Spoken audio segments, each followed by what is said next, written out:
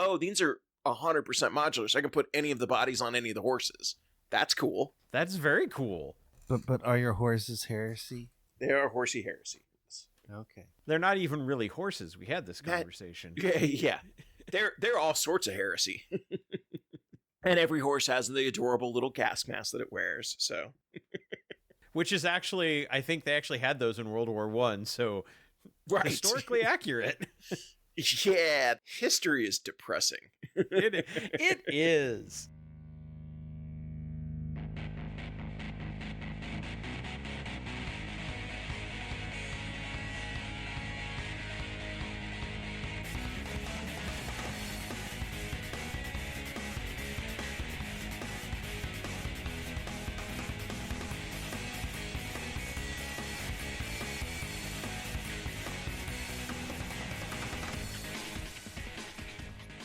Welcome to Preferred Enemies, the Warhammer 40k podcast, where every meal's a banquet and every paycheck's a fortune. I'm your host, Rob.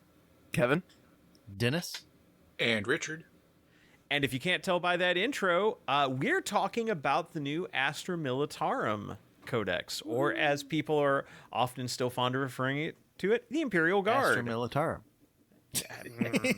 You know, I was kind of wondering when do we reach a point where more players, players who have come in since like 6th, 7th, 8th edition, whenever the switchover happened, to how many players are going to know it more as Astra Militarum than Imperial Guard? Yeah, that's interesting. I'd say give it another edition or two. I will say Eldar, I hear Eldari so much more than Eldar now. So I think that transition's already kind of happened. Space elves.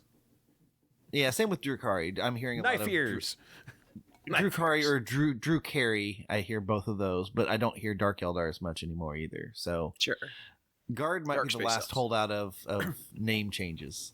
Yeah.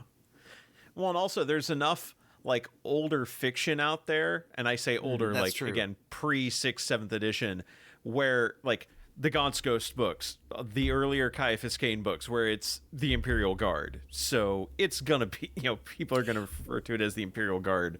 And they do still like refer to them as Imperial Guard in like Warhammer community articles and stuff like that. Like they will talk about like the Imperial Guard regiments of the Astra Militarum and stuff like that. So right. I don't know that it'll ever completely go away.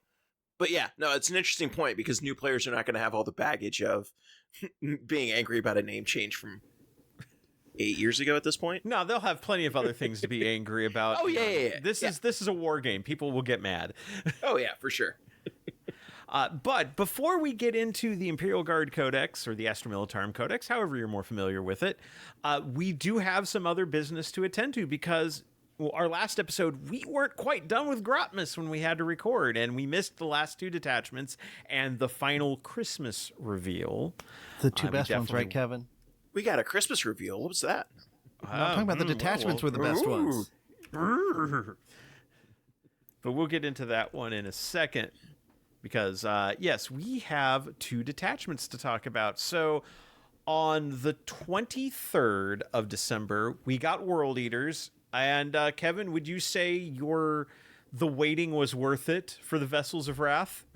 I mean, no, because we always have to wait. But, yeah, no, I like this detachment.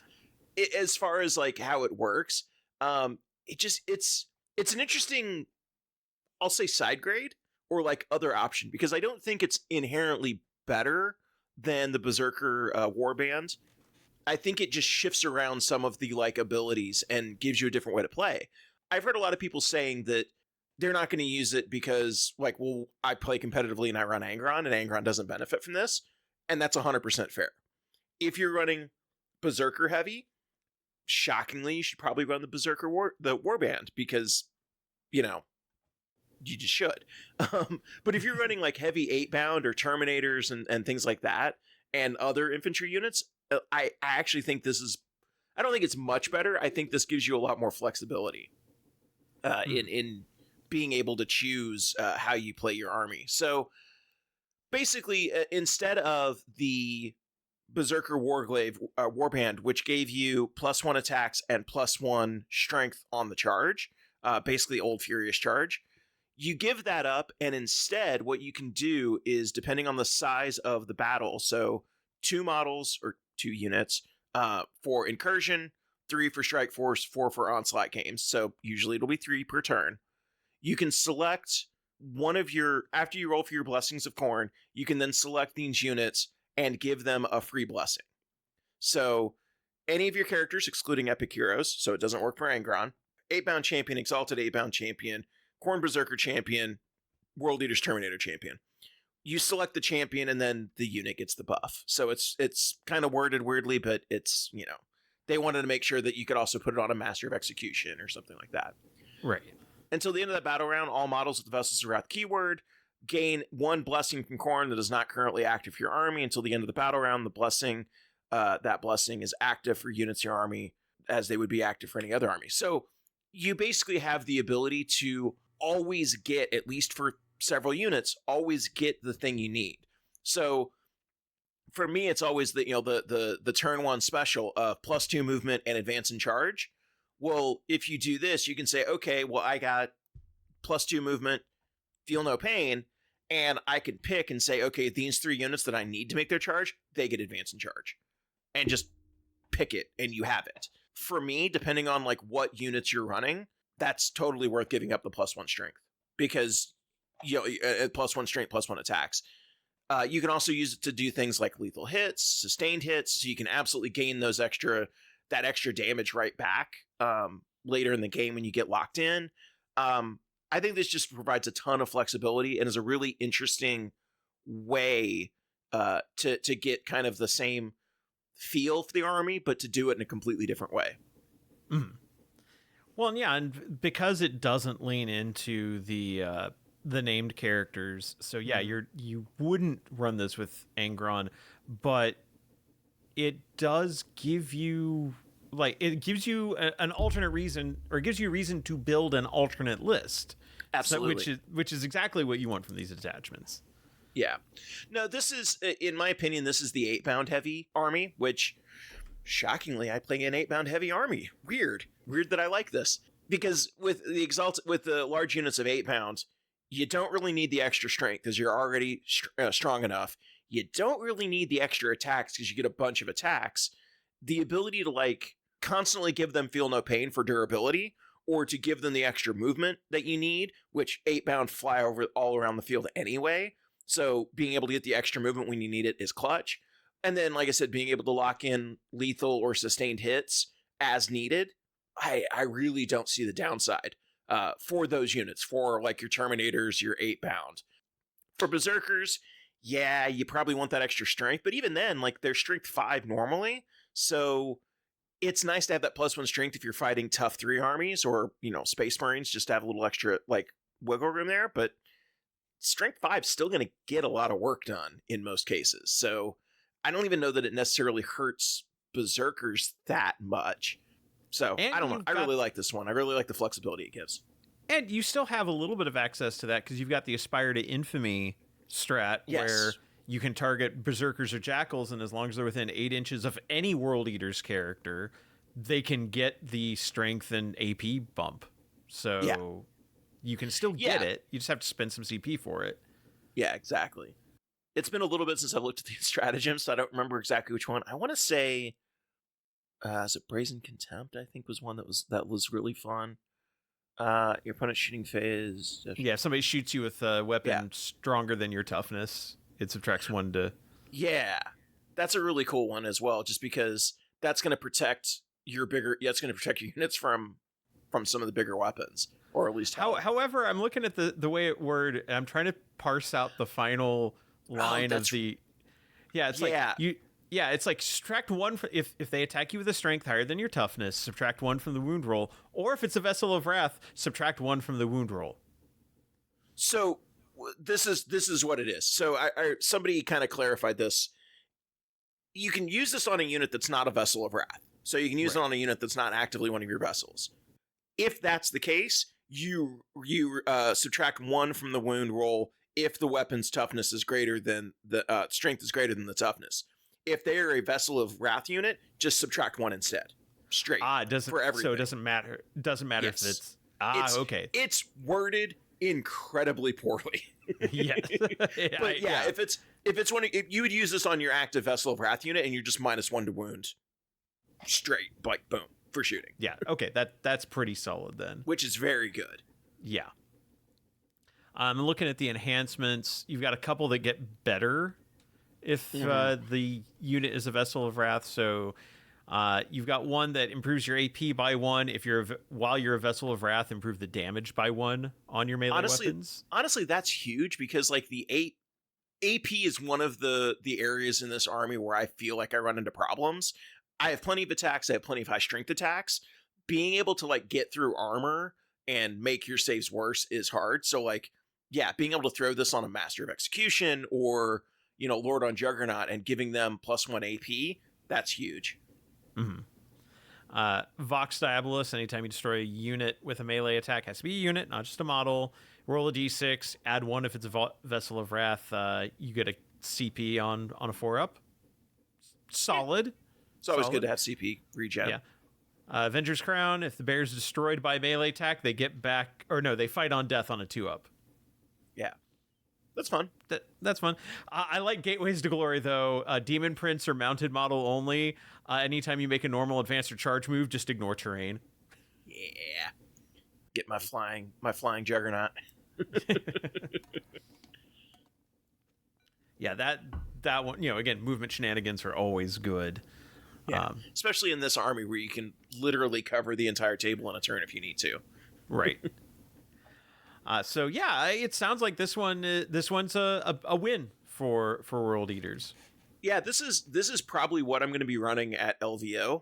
I'll probably be testing this out. I haven't had a chance to play any games with it so far, but it just seems like it gives you flexibility, and that's huge. Like being able to get the being able to rig the Casino of Corn whenever you need it is very helpful. Yeah, indeed. All right, and then we got to Christmas Eve, and the final faction to get a detachment was Space Wolves with the Champions of Fenris. Dennis, would you say they saved the best for last? Okay, maybe not the best because I think Necrons are the best, but no, this one is solid. I really like it. It makes me think, as we've said, since these are going to be evergreen, we're not going to get, I guess this says infantry walkers or terminators, but in my mind, this is a terminator list. Mostly because, I mean, you've got Terminator Squad on Rushing Storm, but the stratagem that lets them kind of upsy downsies. I'm going to get used to that one. Yeah. They get Armor of Contempt as well. Terminator units can do a Chilling Howl, which is like you pick a unit and 6 inches around them, they have to do a battle shock. All enemy units do a battle shock test at -1. Any infantry unit can get either lethal or sustained. I mean, another stratagem. And a unit from your army that was selected for attacks, you can give stealth. That's kind of useful.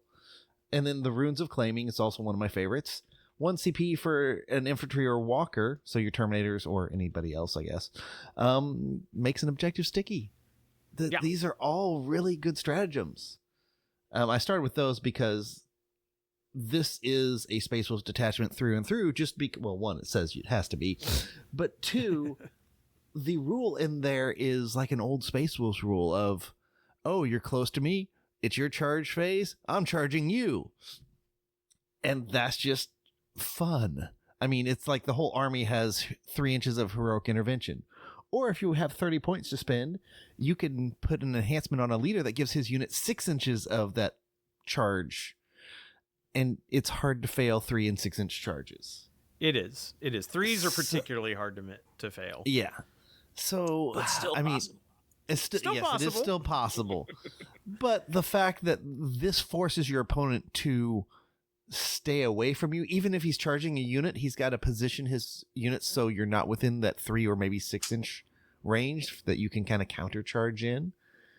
And I really like that style of play because, well, it's fun. And the other thing this detachment gives is your Terminators add 1 to their OC, which all their OC1s are now OC2s, so they're almost like their battle line. Very nice. So this is really okay. Also, in other enhancement, Foe's Fate. Terminator unit in your army, or you put it on a Terminator model, and if an opponent tries to fall back, they have to take a desperate escape test. And if they're battle shocked, do it at -1. So that's really cool. And then the pendant is you can shoot and declare charge and when you fall back. I mean, that's normally a stratagem. You can spend 15 points for an enhancement and get that. And then Long Strider, which I also really like. 20 points to give a unit, or the model, and gives the unit thus, advance in charge. Or reroll charge, sorry. Reroll charge. Yeah, not advance in charge.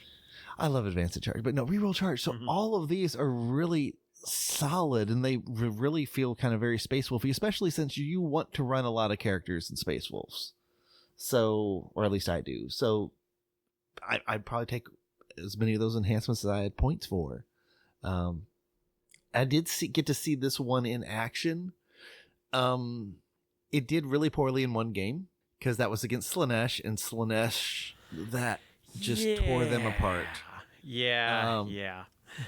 And they just feel like they couldn't do anything because Slaanesh outmaneuvered them. Slaanesh didn't care if you charged them because come fight me. Hey, I'm giving up my fights first too. You can still fight me, and I'll get all these bonuses. And it was not pretty. The second time they were against Tyranids, and they did much better because they could sticky objectives. They actually got tabled, but still won the game due to the fact that they had stickied so many objectives. And then pretty much the fight was they sticky the corner objectives, then went to the middle and had a big fight with the Tyranids that were there and were pushing them back. And also that whole big howl, the Termagants did fail some saves or battle shocks. No, but they pushed them back. They got tabled, but thus, because of sticky objectives, won the game because the Tyranids just were kind of backed up and on the defensive the entire game. So that was interesting to see. So this one can really play well, but like all 40K, it's all about matchups. Yeah. As far as like how different detachments have been doing, fortunately, Goonhammer has done some math. They have tracked, and granted, this was over the holiday, like the last week, or like the next to last week. It was leading up to the 28th of December, but tracking some data for how particular factions have done with their new detachments. So, for example, there were only 57 games played with the World Eaters Vessels of Wrath, but it's rocking a 54% win rate, which is not bad. Solid. The faction overall is at about a 48%, which is still in the sweet spot, but Vessels of Wrath is doing well. Space Wolves, I think this is just a little too late to get much in the way of Space Wolves because I don't think they're listed on here. But just going to look at the top few here. Number one, and this one, the first week it was available, it had a 66.7% win rate. The second week it had a 68% win rate. And that's not the Necrons. That's the Slaanesh Chaos Demons detachment that you just mentioned. I mean, it's deceptively good. I mean, I will say in the second game it played against the Eldar Vehicle detachment, and I tabled him. But that's mostly because I was playing Fire Prism shenanigans and had all my rerolls, and I killed all of his big things early because, oh my gosh, Fire Prisms still do a ton of damage. And also my list was very tailored to handle big things, which he had a Keeper of Secrets and Shalaxi there, so that once those were gone, his army just kind of folded. Yeah. But if you let the Slaanesh get up in your face, they're going to kill you. And they have a lot of movement shenanigans, but so the only way I can see of beating them is stay away, run away, and just fire as you're running backwards. Let's see. Other detachments have been doing well. The Solar Spearhead for Custodes, out of 529 games, a 57.5% win rate. I still think that's a really solid one. I still think War Dogs are stronger, but I really am looking forward to trying that out maybe in January. I guess we're in January. Trying it out this month sometime. Yeah. Necrons, Star Shatter Arsenal, no surprise, coming in at like a 56% win rate with 972 games played. So that's a good sample Just a couple size. games. Just a couple of games, and it is strong. It is very strong. Yeah. This one is a bit surprising. The Plague Legion for Chaos Demons, the Nurgle one, which was we do one extra battle shock test. Now, small sample size, also only 57 games played, much like World Eaters. 56% win rate. Goonhammer suggests that that's due to the Font of Spores aura, which gives Nurgle demons within 6 inches of the bearer an extra AP. And so that's allowing them to stick more wounds. I could see that. Yeah. And we talked about the World Eaters. Creations of Bile. This is now we're getting down into like the 52% win rate. So like we're back in the sweet spot. But Creations of Bile has been very strong for Chaos Space Marines, and we said that one was just like there was nothing about that was earth shaking. It was just generally good. Looking at the bottom 5 though, the Armored Warhost for Eldari only coming in at about a 42% win rate. I'm still big on this detachment. It's a totally different style of play. You have to go all in on your vehicles to really feel the effects, and Vipers are going to be your friends on it. Yeah. But once again, you'll need, if people are rushing you, you have to get rid of them quickly. Else you need the CP so you can like do all your I mean, you can always fall back, but you've got stratagems to fall back and shoot with this. And it's not a top tier detachment, the Eldari vehicle one, but if played well, it can hold its own. I'll put it that one. And I will also say that is a small sample size, only 35 games played. And that doesn't surprise me. Most people I've seen are like, ugh, what's this? Vehicles? I don't want to use that. Well, and especially compared to their current detachment, which is extra rerolls. I mean, that's the current detachment is so much better, yes. Yeah. But as we pointed out, we'll see what the metrics look like because we know like fate dice are going away. So it could change things up dramatically. Armored Warhost could end up looking a lot better by comparison, but we'll see. That is true. Number 4 was the Astra Militarum Bridgehead Strike. Only had a 42% win rate. And that one's leaning into a particular set of units that are not necessarily the strong point of the Guard, dealing with the Militarum Tempestus. So I'm not terribly surprised. The win rate did go up from week to week, so people I think are figuring it out, but it's still only like at about a 42%. So on the weaker side, and that one had 156 games played. Number 3 towards the bottom, the Thousand Suns Hexwarp Thrall Band. Color me unsurprised. What? Hey, the bad one was bad? I told you how to make it work. Yeah. By comparison, the Grey Knights Warpbane Task Force, 52%, which is about 7% higher than their faction average. Yeah. Mm-hmm. Yeah. It's like, wow. Okay. Yeah. The Thousand Suns one that we knew was bad is bad. Okay. Coming in at number 2, the Champions of Faith for the Sisters. Yeah. I will say that was my Votann played against them, and it just felt bad. I mean, the Hearthguard dropped down. I had 10 of them. I had like 63 blast shots at one of the sisters squads and wiped out all but the leader or the commander that was attached.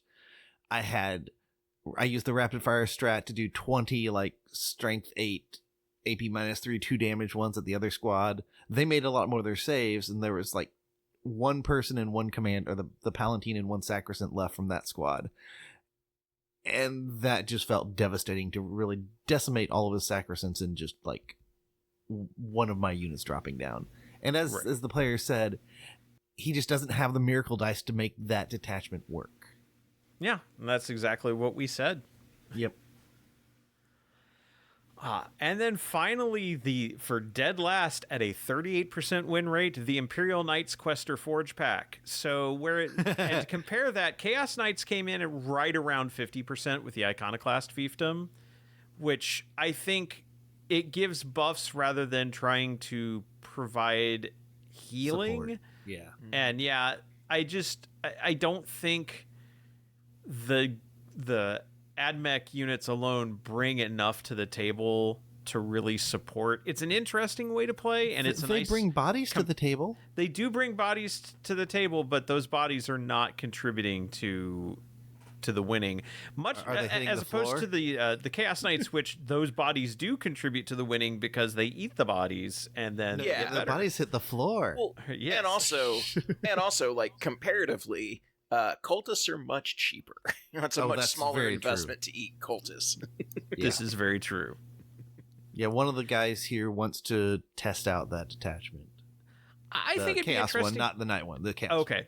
I may eventually test out the Imperial Knight one, but I don't have high hopes. Oh, neither But do I Like we said before, I think it'll be fun to play. I think it's an interesting way to do it. Yeah, but I don't see it being like super useful. I don't see there being a lot of synergy there.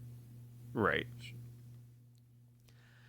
So yeah, Grotmas, it's the detachments that were good were good. The detachments that are bad. And then there's a lot of stuff in the middle that are comparable to what's already out there. So I mean, overall, I'd say as a range of detachments, it's been relatively successful. There's only a couple that are just like, oh yeah, that'll have to be, reined in a bit. But most of them are in the GW sweet spot, so I don't think we're going to see a lot of changes. I think we'll see a couple that get tweaked a bit. And I once they think hit most of them were how we wanted to see detachments of different ways to play existing armies. And a lot of Yes. them kind of have say, oh, here's an army, here's something that's not been done with them. Go have fun. Yeah, And exactly. I appreciate that, especially one for each faction. I really appreciated that part. Yes, though they gave us way more than we expected, and I'm very thankful for that. I think it's a lot of fun ways to play, and it looks like people are trying all of them out. So that's good. That's good. Do we know when these are going into the app? Have they said? I know they just said they early have Early not. January? Yeah, early January. So we are recording on the 5th of January. So maybe in the next week or so. Hopefully before LVO, but no Yeah. guarantees. Editor Rob here. On January 8th, the formations did in fact hit the GW app, so they are now online in your app for army building purposes. And then we got to Christmas. Did we get Logan Grimnar in a sleigh? We did not. Oh. No. You can always do that. So yourself. now it's out there. So there's been a subsection of the Warhammer community page called the Ecstatic Epistle, and they've been revealing, much like they did with Sisters and with World Eaters, releasing here's the bits that we're designing for the Emperor's Children. In mid-November, we saw shoulder pads, and in late November, we saw heads and helmets. And Hey, we don't know these are Emperor's Children. Like, this could be for a different faction. They've not specifically said what this is for Wait, yet. no, Robin, we got to see a full picture of one on the Eldari Codex cover. that is true. True. You step on me, Fuegan Daddy. Anyway. And in around mid-December, they started showing us sonic weapons, including sonic pistols, which is cool. I was surprised to see that. I was surprised no hedgehogs. No sonic hedgehogs. Well, one of the shoulder pads is covered with studs, so I mean, it could be kind of the same. Yeah, kind of the same. But Christmas, 2 weeks later, so it's basically every 2 weeks they've been revealing a piece of Emperor's Children, and then on Christmas they revealed Fulgrim. New plastic full-on Demon Prince Fulgrim. And he's everything I would hope I hoped he would be.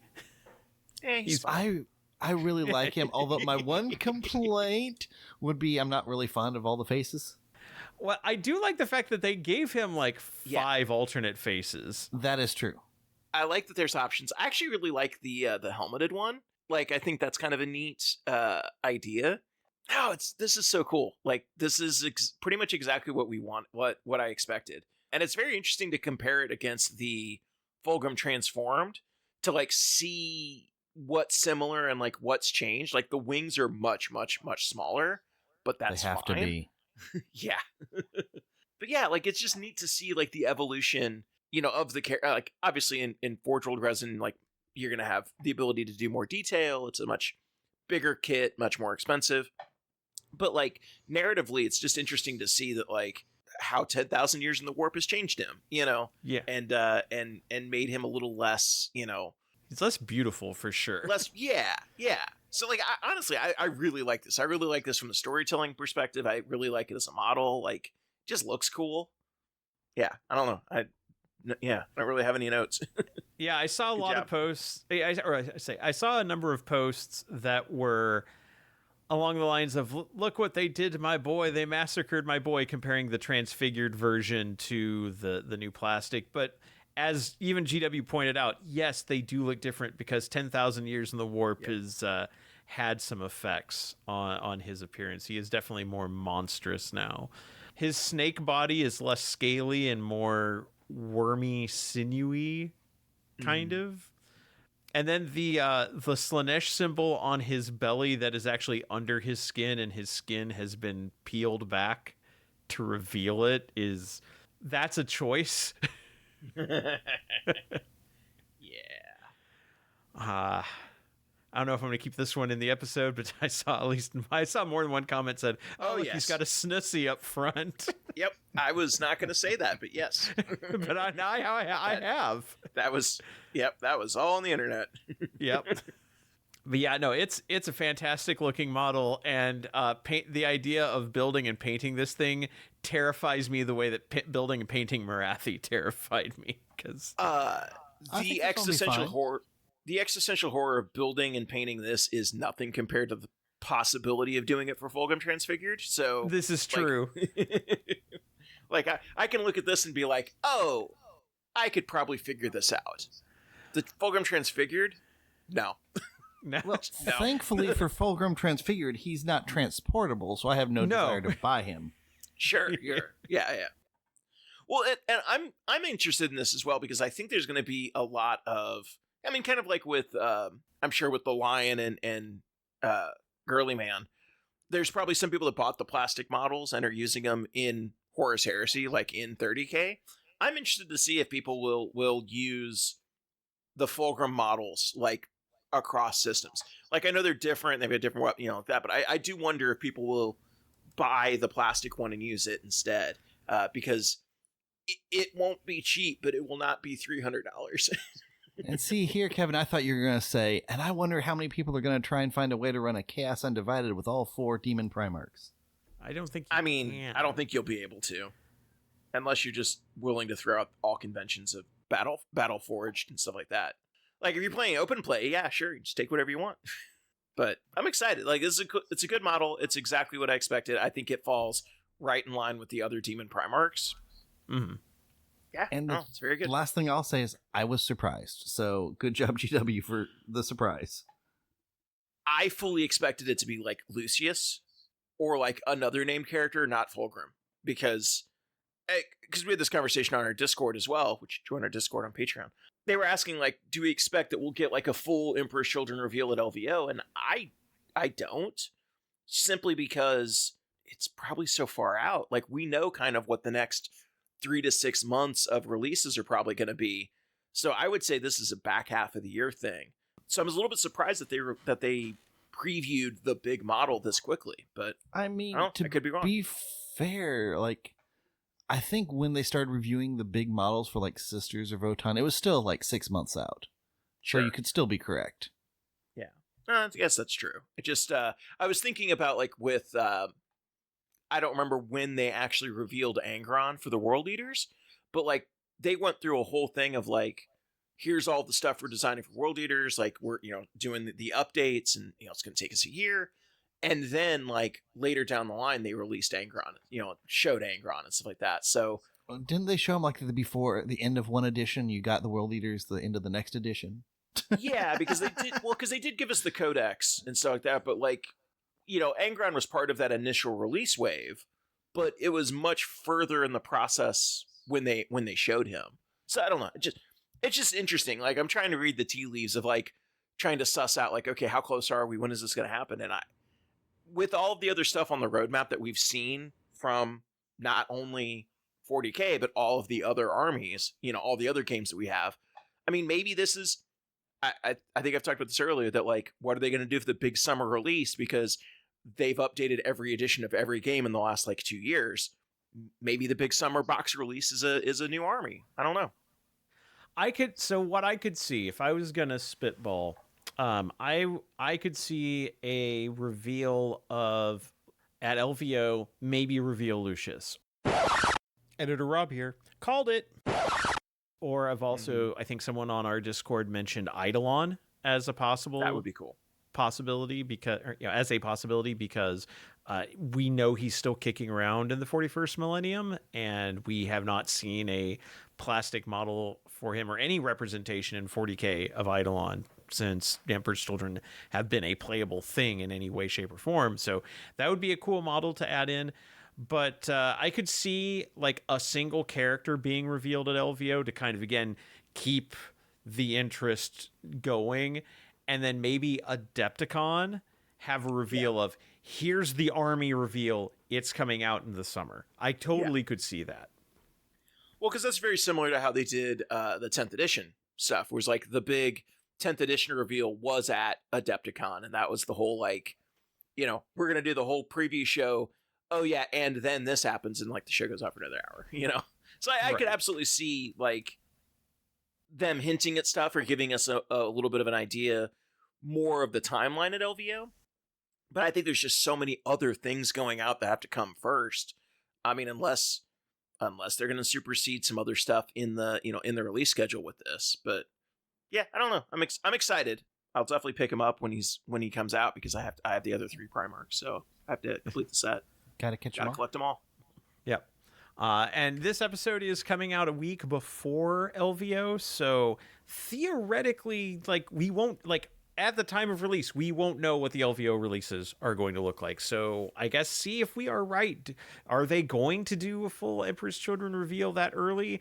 I imagine my guess would be we've already had our Imperial Guard release at the Grand Narrative, and we had our Eldari release at the preview at the Grand Narrative. I imagine LVO, if I had to guess, because we know they said Imperial Knights, like when they did the roadmap, I think Imperial Knights was like the next codex. So my guess is we're going to see an Imperial Knights preview.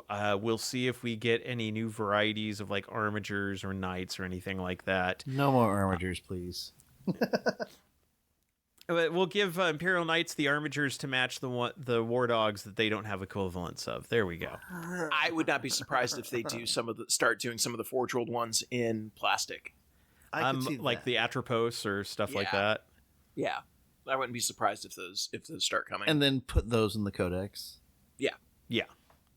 Because, I mean, we already have, like, the Cerastus Knights are all in plastic now for Horus Heresy, so I would like to see them in the book and not in Legends, but we'll see what happens there. But yeah, that would be my guess is we'll get an Imperial Knights preview at LVO, and then, yeah, Adepticon is where I think we would be more likely to get a Emperor's Children reveal. Speaking of things that have been revealed, we mentioned the Astra Militarum Death Korps of Krieg box. Full disclosure, Games Workshop did send us a copy of the Death Korps of Krieg box to look at and review. And Kevin, I handed that off to you as you are our resident Krieger in development. Too many armies. Sorry. We established that last episode. Yeah, I'm looking at all the gray plastic on my shelves. I'm like, oof. Sorry. What were you saying? No. Yeah, no. The box is amazing. The Lord Marshal Deer, whatever, model was really cool. I have the book here. Dreer. Yeah, Dreer. He was a cool model to put together. Obviously, you know, he's kind of the epic Krieg hero and stuff like that. It's very similar to like the Soldanus model, like in a lot of ways, like in size and stuff like that, which is pretty cool. Or Leontis. Yeah, Leontis. Oh yeah, Solar Leontis. Yeah, sorry. It's like, what the hell's names are hard. Zoe Saldana. Zoe Saldana. Yes. Yes, Zoe Saldana. Now I got to paint him in green. Anyway, so I thought it was a cool model to put together. The Death Riders are very interesting. I have some of the Forge World Death Riders as well. Things are obviously so much easier to put together, and they're a lot more dynamic. The Forge World Death Riders were very kind of static posed. You know, 3 or 4 hooves on the ground, like, you know, not really running. All of these are running dynamic, like, you know, 1 or 2 hooves on the ground or claws or whatever the heck they're called. But the other thing that I thought was very nice is, and this is across the board with the other Krieg units that I was building as well, all of the bodies are very modular. So the Death Riders, like the legs and stuff are sculpted onto the horse, and then the bodies with the various weapons, you can put them in and put them on in any order. Like you can mix and match them in any way. Same with like the engineers and the Krieg kill team.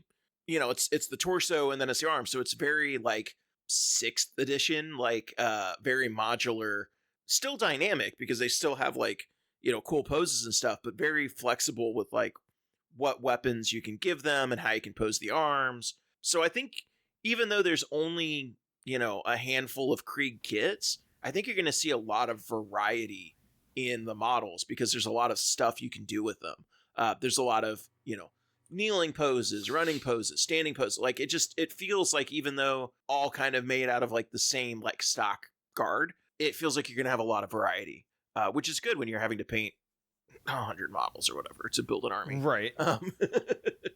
So I have not put together the field artillery battery yet, mostly because I have to kind of figure out which one I want to use, what I want to use it for. But that kit looks amazing too, and it's one of those where you will absolutely see that in Golden Demon painting competitions because it's such a cool centerpiece display kit with like everything going on with it, with people running around. And you're absolutely going to see that as a staple of those painting competitions. So no, it's very cool. I like the models. Yeah, the Death Riders are really cool. So very, very excited so far. Scale-wise, how do the new Death Riders compare to those old resin ones? Because I know there's people who have like older Krieg armies that might want to add some new stuff. How seamlessly do they kind of like compare to each other? Yeah, they're about the same size scale-wise, at least from what I remember. I'm just trying to think. I think they're about the same. The new plastics are probably a little bit taller, but mostly because the horses are, you know, standing on stuff because there's the tactical rocks on everything. Right. So I think they're going to fit in. I think they're going to fit in pretty nicely. Like I said, the Forge World ones are a bit more static in posing, but I think it'll be fine. Like, I think you'll mix, you know, you can mix them in, and I don't think you'll see any issues. I didn't glue any of them to the bases, so I don't remember offhand what bases the Forge World ones came with. I don't remember if they're on round or oval bases. So I don't know. Like, the new ones are on 60 mil ovals. So I'm going to put, when I base mine, I'm going to make sure I put them all on that. But I don't remember what the Forge World ones came on. I'm looking at pictures. It looks like they may have been on 40 mil rounds. Okay, yeah. So if that's the case, you will need to like rebase them because the new ones are on 60 mil ovals. Like I said, I was basically hadn't put any of the bases on there because I was just building them, and then I was going to put them all on. I was going to try to see if I could find some custom bases, like siege bases and stuff like that. So Kevin, will these be really used since you're going to lose so much movement with the pivot rules?